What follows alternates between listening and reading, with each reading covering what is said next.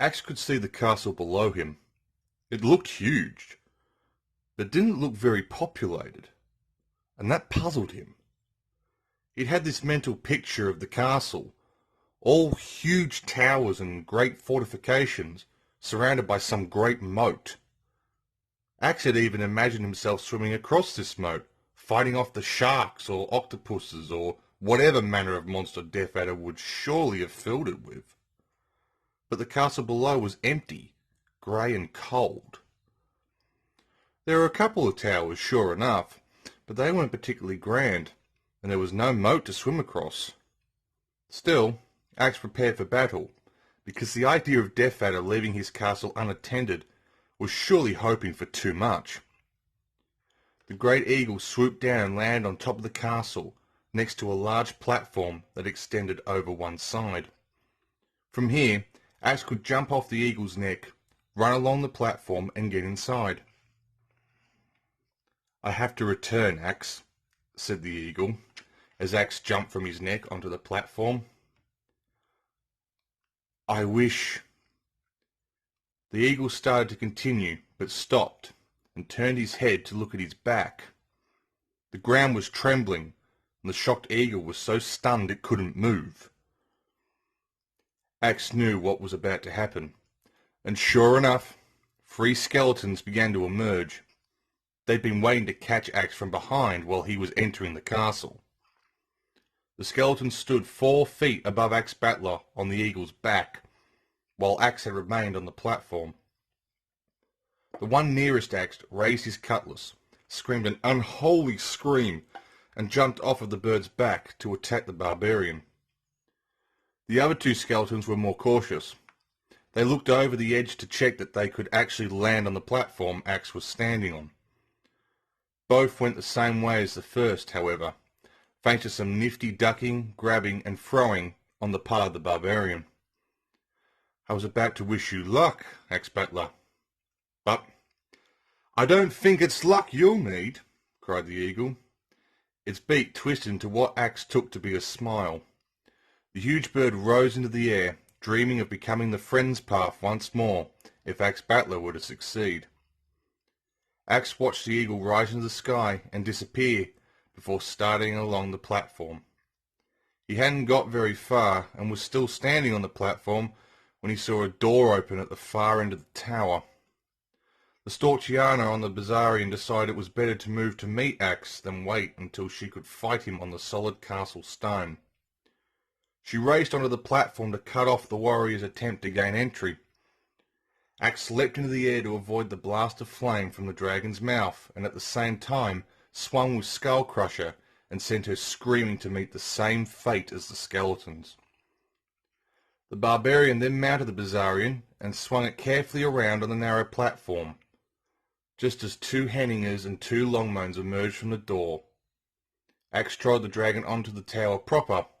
He breathed a sigh of relief, thankful for being off that precarious platform.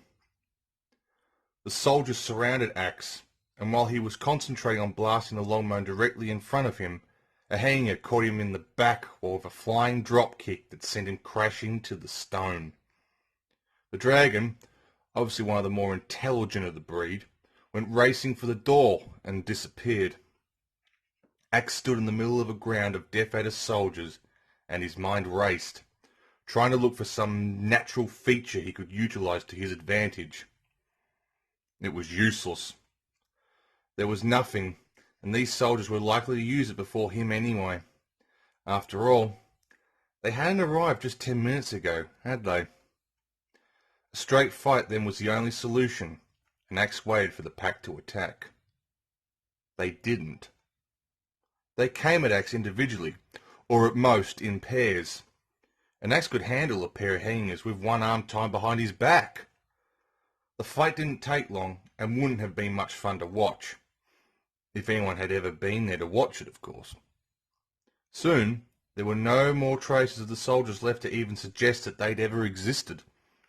The breeze at the top of the tower took their ashes and blew them over the side of the castle battlements. Axe moved towards the door which led to the main castle, and stopped when he heard heavy footsteps approaching. He poised himself and decided to wait here, where he had some space. He didn't fancy taking on whatever was about to come through the door in some tiny corridor. Axe had gained a lot of battle experience over the last few days, but all of it had been out in the open, where he could use Skull Crusher as it was meant to be used. Besides which, being out here meant he could be more prepared for what came through the door. What's more, he could even get in an element of surprise, if he could get the timing of his attack just right, that is. The footsteps grew louder, and Axe could now make out that he was hearing two separate steps of footsteps. Both were equally loud, suggesting that whatever they were both together, both large, and both coming this way. Axe quickly checked his pouch. He knew he had no bottles, but it didn't hurt to check, and he was only slightly disappointed when he looked inside to find that he still had none. What's the point of magic if you can't just wish for a couple of bottles and they appear? Axe wondered to himself as he looked up towards the doorway again. The footsteps were really loud now, although still nothing had come through. Axe deduced that, whatever they were, these henchmen of Death Adder had to be very large to make such a noise from such a long way off. Axe tightened his grip on Skull Crusher and tried to maintain his steady breathing while he waited for the door to open. Moments seemed like hours. The barbarian even toyed with the idea that time might have stopped. Still, the footsteps grew louder, and Axe began to hope that whatever came through, it had better be large, because the anticlimax would be too much for him to bear if it wasn't. Axe wasn't disappointed. The two soldiers that emerged from the door were huge. They were completely covered in red armor, which explained the noise, and they were each carrying huge swords and shields, just like the soldier he'd beaten up in the square before starting out on the fiend's path.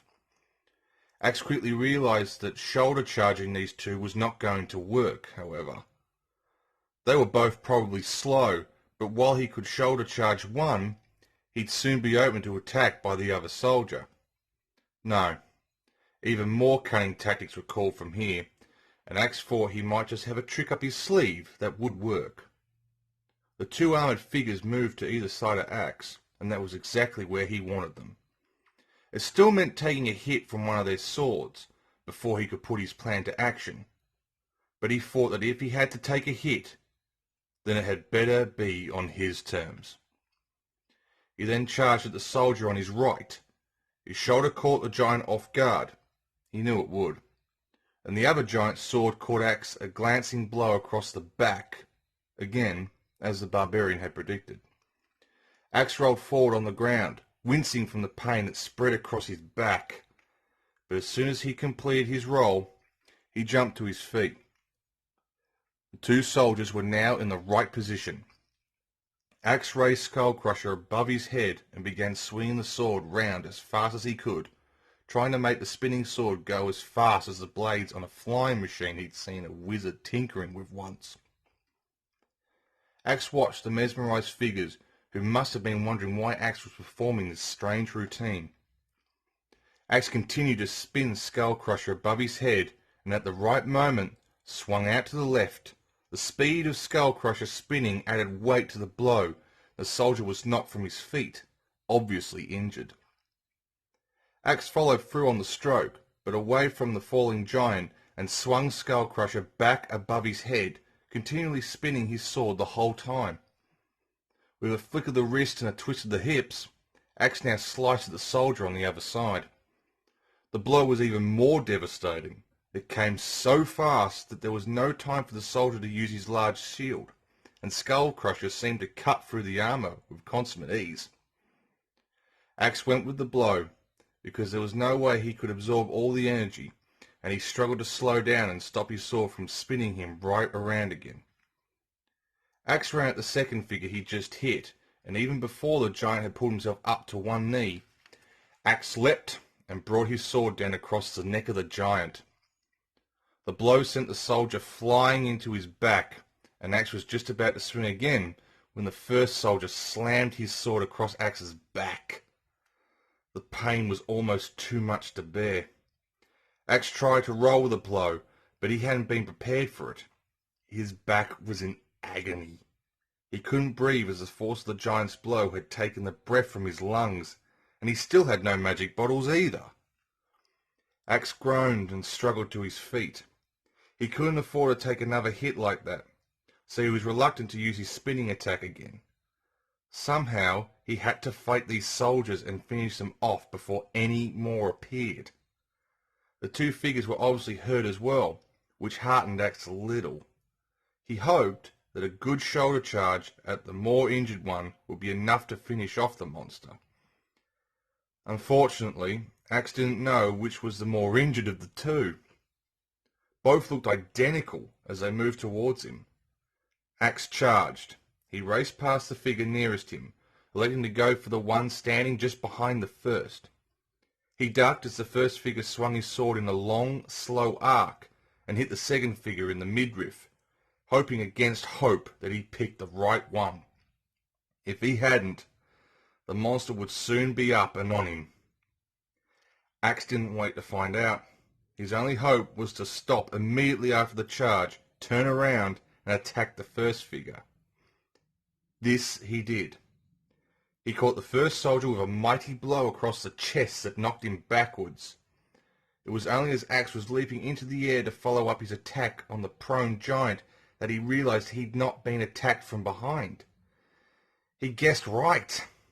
Skullcrusher came down with a blow so powerful the giant didn't know what hit him. The sound from the impact made Axe's ears ring. He stood alone on the top of the tower, gasping for breath. The wind scattered the dust, and Axe closed his eyes and mouth as a great cloud of the stuff came billowing towards him. When he opened his eyes again, he half expected to be surrounded by huge giant soldiers in red armour, but he was pleased to find himself alone still. Axe was tired after the fight and was torn between going through the door into what he was certain would be waiting troops within the castle, or staying where he was and recovering some desperately needed energy. Something inside him drove him forward, and he moved towards the door. Axe decided that if he wasn't ready for whatever lay ahead then, he never would be. With a deep breath and a last quick look around the tower at the surrounding countryside, he opened the door.